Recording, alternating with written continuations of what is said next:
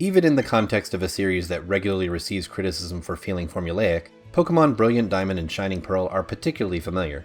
As remakes of the 4th gen titles Diamond and Pearl, these are homages to an era of Pokémon when the series was just starting to settle into a comfortable niche. Not only that, but these are extremely faithful remakes, right down to the visual style and classic combat mechanics. That makes the experience feel downright homey, if not a little deja vu inducing. Even those who haven't spent the last few decades repeatedly catching them all know the gist by now. You're a plucky kid who goes on a grand cross-country adventure training pocket monsters and ultimately becoming world champion. It's recognizable in the same way that you basically already know that Mario is going to have to save the princess, and has a certain level of simplistic appeal.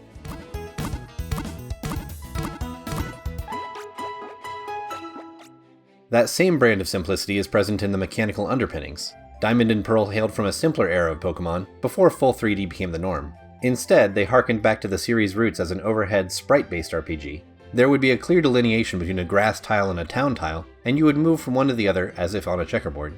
You can see some of these roots at work in the Brilliant Diamond and Shining Pearl remakes too. While your character has full range of movement in the world, and the geometry isn't terribly blocky, there are some obvious anachronisms. How NPCs always move at right angles, for example, or how floor tiles are sized to fit your character perfectly. It's only mildly distracting, and for the most part, it's just charming.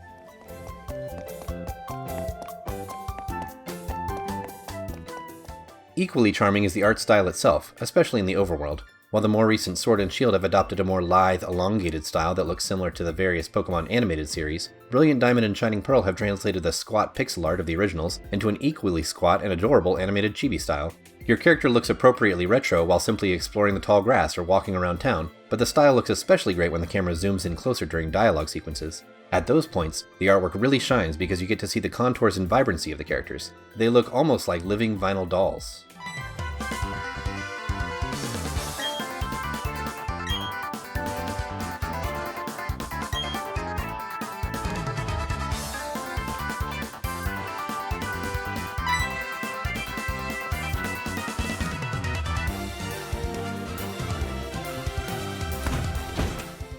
Similarly, many of the Pokémon themselves benefit from this new art style, especially the designs that are more elegant and simple, like the pleasantly plump Starly. Some of the more complex designs suffer for it though, since the flourishes can look a little awkward. That's a problem when you're going to be spending a significant amount of time looking at Monferno's red outlined butt, but otherwise isn't too distracting.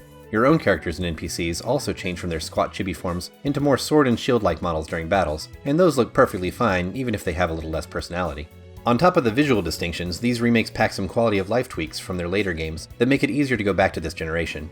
Borrowing a page from Sword and Shield, EXP Share is on by default and distributes experience across all Pokémon currently in your party, which makes grinding out levels much less of a chore. Likewise, acquiring hidden moves provides you with permanent access to them regardless of who's in your party, which will automatically take care of navigation tasks like breaking rocks or surfing through the water without needing to keep a dummy Pokémon on hand. And you can access your Pokémon boxes from anywhere, rather than needing to head back to town to check in at a Pokémon Center. You can have a Pokémon of choice follow you as well once you've progressed, which adds a nice sense of personality to your friendship with the little pocket monsters. The other major addition is the Grand Underground, a revision of the original Underground mechanic that borrows some elements from more recent games. You can see Pokémon roaming freely, and some Pokémon can only be caught by exploring here, similar to the wild areas in Sword and Shield. This change doesn't feel massive, but it does seem primed to add longevity to the endgame once players have fought through all the gyms and bested the Elite Four. For all of its adherence to the tried and true Pokémon formula, Diamond and Pearl and their remakes are notable for breaking from the format, though only slightly.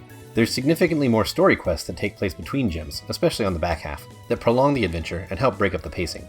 Some Pokémon games can feel repetitive as you simply rush from gym to gym, so this is a welcome change. Plus, unlike most Pokémon games, you'll actually wrap up the main story revolving around a mysterious legendary Pokémon before you ever reach the 8th gym. And it will never stop being funny that a 10-year-old just walks into a sports competition flanked by a Pokémon space-time god because of this.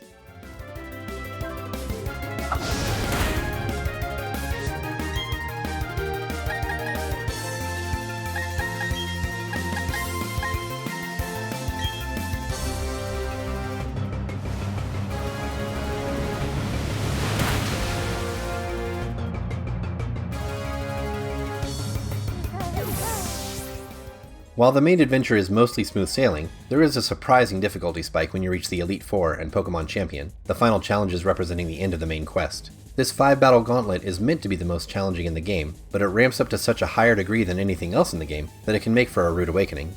The rest of the game also generally keeps pace with your levels without too much grinding, especially with the advent of the EXP Share. but for this final challenge you'll probably need to spend a significant amount of time grinding to get your party up to snuff. There's a reason this game's champion, and especially the final Pokémon, has a reputation as one of the toughest in the series.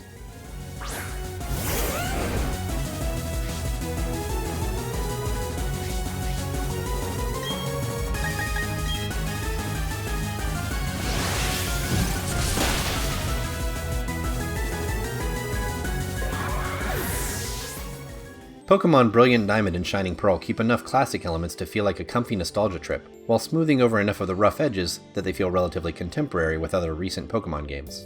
It can't be easy for a storied franchise to pay homage to its legacy while also modernizing in this way, but Brilliant Diamond and Shining Pearl strike the right balance. It's the classic Pokémon you remember, without most of the little annoyances you've forgotten.